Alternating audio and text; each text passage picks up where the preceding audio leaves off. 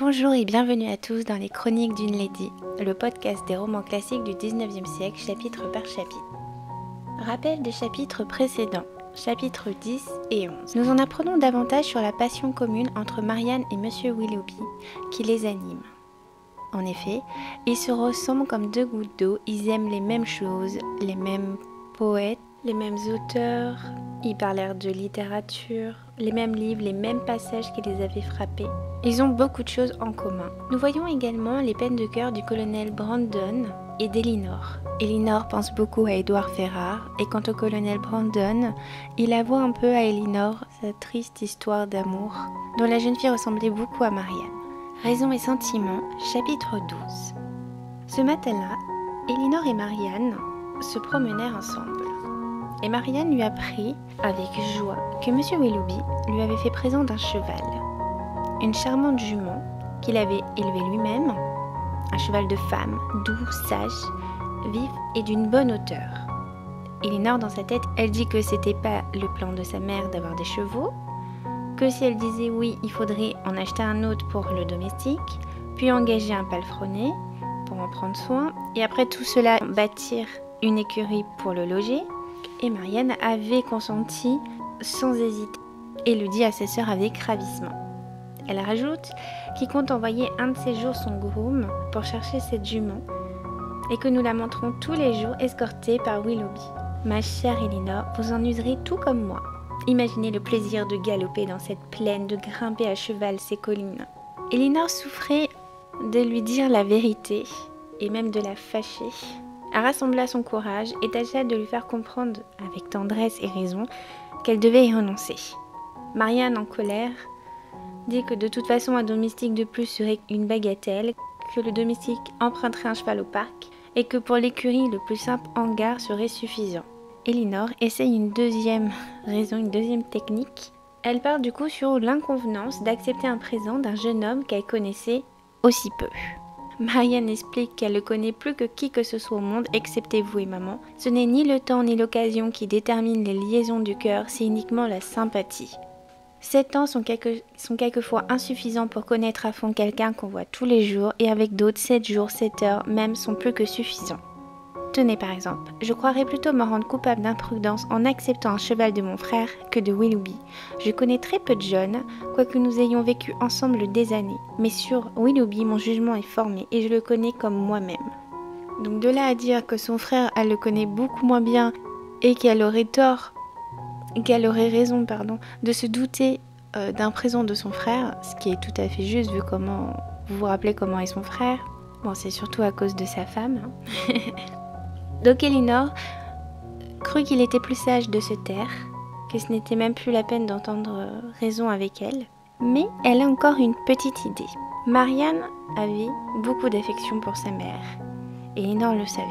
Elle savait que si elle en parlait à sa mère, cela représenterait pour leur mère évidemment de faire des sacrifices, et s'imposerait elle-même des privations pour que sa fille chérie eût ce plaisir d'avoir ce cheval. Dans ce cas-là, Marianne y renoncerait à l'instant. Elle fut fidèle à sa parole. Quand Willoughby vint à la chaumière le même jour, Elinor eut la grande satisfaction d'entendre Marianne lui exprimer à voix basse tout son gré de ne pouvoir accepter le cheval qu'il voulait lui donner. Willoughby était vraiment triste de cette décision et il ajouta « Eh bien Marianne, ce cheval est encore à vous. Quoique vous ne puissiez pas vous en servir à présent, je vous le garderai jusqu'à ce que vous vouliez le réclamer. » Quand vous quitterez Barton pour vous établir dans une plus grande maison, ma reine Mab vous y recevra. Elinor, en entendant que Willoughby l'a nommée Marianne par son nom de baptême, elle jugea leur intimité tout à fait décidée. Elle ne se douta pas qu'ils allaient se marier l'un à l'autre très vite, et ne fut surprise, connaissant leur franchise à tous deux, que de l'apprendre par hasard. Alors je ne sais pas pour vous, mais quand j'ai lu La Reine Mab, j'ai de suite pensé à la fée Mab dans Merlin, la fée des songes et la sage-femme des autres fées dans les traditions anglaises du Moyen-Âge. D'ailleurs, dans la littérature, quelques-uns en font la reine des fées et lui donnent pour époux Oberon. Donc ça m'a vraiment surprise de lire ce prénom. La référence est venue automatiquement, donc je ne sais pas si ça a été le cas pour vous, mais voilà. Quelques jours plus tard, Margaret va voir sa sœur aînée, donc Elinor, pour lui raconter quelque chose qui confirma l'idée que Willoughby et Marianne étaient engagés l'un vers l'autre. « Oh Elinor, j'ai un grand secret à vous dire sur Marianne. Je suis sûre qu'elle se mariera bientôt avec Monsieur Willoughby. » Elinor lui dit « Vous me l'avez déjà dit lorsque vous l'avez rencontrée sur la colline, lorsqu'on l'a reçue chez nous, que vous étiez même certaine que Marianne portait son portrait au cou alors qu'en fait c'était notre grand-oncle. Oui, c'est vrai, mais là c'est tout autre chose, car il a dans son portefeuille une grosse boucle des cheveux de Marianne. » Elinor lui dit de prendre garde à ce qu'elle dit, car les autres fois elle s'était trompée. Et Margaret soutient qu'elle a vraiment raison, car elle les a vus faire. Elle expliquait qu'elle avait vu Willoughby lui demander quelque chose à son oreille, que Marianne secouait la tête pour dire non, mais qu'avec ses grands yeux ça voulait dire oui. Alors il prit les ciseaux et coupa une longue boucle de ses cheveux. Il les baisa plus de 20 fois et les enveloppant dans une feuille de papier, il les cacha dans son portefeuille. Elinor n'avait plus rien à dire. Lors d'une visite de Madame Jennings, si vous vous rappelez, a le grand plaisir de faire railler les jeunes filles, de les embarrasser sur leur secret d'amour, attaqua la petite Margaret sur le compte de sa sœur aînée. Elle voulait savoir si Elinor avait un prétendant, car elle trouvait très bizarre, étant donné sa beauté, de n'avoir personne.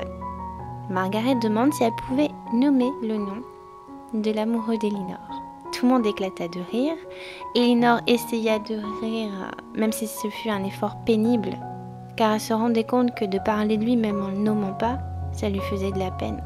Et qu'elle sait qu'en entendant son nom, qu'elle n'aurait aucune émotion et que ça se verrait qu'elle serait embarrassée. Et Madame Jennings s'en empresserait de l'embarrasser à ce sujet. Marianne lui dit de ne pas faire de conjectures et qu'elle n'avait pas le droit de le répéter. Et Margaret répond « Mais je ne fais pas de conjectures, c'est vous, Marianne, qui m'avez appris le nom de l'amoureux d'Elinor. » Donc là, grand éclat de rire pour tout le monde. Madame Jennings commence à faire son enquête, à poser des questions à Margaret. « Oh, je suis sûre que son amoureux est Anne Roland, c'est un curé de la paroisse, ou un militaire, ou... » Et elle continue. Seulement Margaret a eu le temps de dire que sa première lettre de son nom était un F. Elinor s'est un peu éloignée de la conversation, car elle était vraiment en supplice, et pour la première fois, Lady Middleton lui parut très aimable en observant qu'il pleuvait beaucoup et en ramenant l'attention de chacun sur le temps et sur les nuages. Le colonel Brandon avait saisi cette idée, avait compris pourquoi elle était partie là-dessus, et parla également de la pluie avec Milady, puis de la gentillesse de ses filles, de la beauté du thé, de l'élégance du service, et du coup l'amour d'Elinor fut oublié. Elle a eu le temps de se remettre de ce trouble, mais elle avait bien compris que ce nom l'avait vraiment touchée et qu'au fond d'elle-même, elle pensait beaucoup encore à Édouard. Dans le cours de la soirée, Sir John proposa une partie de campagne pour le lendemain dans une très belle terre à 12 miles de Barton appartenant à un beau-frère du colonel Brandon. Il était absent et du coup il pouvait emmener du monde pour une balade. Et il y emmenait souvent 2 fois chaque été ses hôtes. Alors certains, très enchantés de cette balade, d'autres pensaient que la saison était trop avancée, que le temps trop humide pour chercher le plaisir d'aller aussi loin, surtout qu'il avait plu depuis 15 jours. Madame Dashwood, quant à elle, était très enrhumée et elle consentit à rester chez elle après les conseils de sa fille Elinor. Raison et sentiment, chapitre 13. L'excursion à Wewell qu'ils avaient parlé la veille tourna différemment qu'on l'avait imaginé. Vous vous rappelez, pour certains c'était un plaisir parfait, pour d'autres de l'ennui et pour d'autres de la fatigue. Il n'y a eu rien de tout cela. À 10h, tout le petit groupe était au parc, ils ont déjeuné amplement avant le départ. Sir John était toujours en joie même s'il avait plu toute la nuit, mais le temps s'est éclairci le matin, les nuages se dispersaient à l'horizon et le soleil paraissait. Il disait qu'on aurait un temps superbe. Ils étaient tous de bonne humeur et décidés à s'amuser. Pendant le déjeuner, on apporta les lettres. Il y en avait une pour le colonel Brandon. Il la prit, regarda l'adresse et quitta immédiatement la pièce. Tout le monde espérait qu'il n'avait pas reçu de mauvaises nouvelles pour quitter la table si brusquement. 5 minutes après, il réapparut. Madame Jennings lui demande si ce n'est point de mauvaises nouvelles. Il lui répond que non, c'est une lettre pour Londres, une lettre d'affaires. Et elle lui demande comment ça se fait qu'à la seule vue de l'écriture, vous ayez été autant troublée. Venez à côté de moi me raconter. Qu'elle essaie de lui tirer les vers du nez. Et du coup, elle lui demande. Peut-être est-ce pour vous dire que votre cousine Fanny se marie? Non, madame, ce n'est pas ça. Mais qui donc ça pourrait être? Il lui répond que cette lettre de ce matin l'oblige à partir de suite pour Londres et qu'il ne peut assister à cette partie de l'après-midi. qu'il est obligé de quitter cette société aussi agréable et que cela le chagrine beaucoup. Manquer la partie à tout le monde car sa présence était obligatoire et absolument nécessaire pour être admis à la demeure de Wehel. Marianne demande s'il ne peut pas écrire un billet à l'intendant, si ça serait pas suffisant pour les faire entrer. Il leur répond que non, il devait être présent. Donc tout le monde lui dit de renvoyer son départ pour la ville à demain. Willoughby lui dit qu'il perdrait que 5 ou 6 heures s'il différait son départ après leur retour de la partie. Madame Jennings dit « Si vous vouliez seulement nous dire de quoi il est question et nous conter votre affaire, nous déciderions si elle est pressée ou non. » Apparemment, c'est Madame Jennings qui prend les décisions. Et Elinor entendit Willoughby qui disait à voix basse à Marianne « Il est de ces gens maussades qui ne peuvent supporter une partie de plaisir. Il avait peur de s'enrhumer ou d'être mouillé, j'en suis sûre. Et il inventait cela pour faire manquer celle-ci. Je voudrais parier 50 guinées que cette lettre est de sa main. » Marianne répond qu'elle en doute pas. Sir John sait qu'il n'y a pas moyen de le persuader de changer d'avis. Une fois qu'il s'est mis quelque chose en tête, cela est fini. On ne peut plus l'en dissuader. Voyez cependant combien vous nous contrariez. Les 2 demoiselles Carré sont venues de Newton, les 3 demoiselles d'Ashwood sont venues à pied de leur chaumière. Monsieur Willoughby s'est levé 2 heures plus tôt qu'à son habitude et tous pour aller à Wewell. Il veut vraiment le faire culpabiliser, le pauvre. Le colonel exprima encore tout son chagrin de déranger des projets si agréables, mais déclara que son départ était inévitable. Tout le monde lui demande quand il reviendra, s'il reviendra vite, s'il reviendra à la fin de la semaine, mais même lui ne le sait pas, et il n'ose prendre aucun engagement. Sir John dit en rigolant que si vous n'êtes pas revenu à la fin de la semaine, j'irai vous chercher.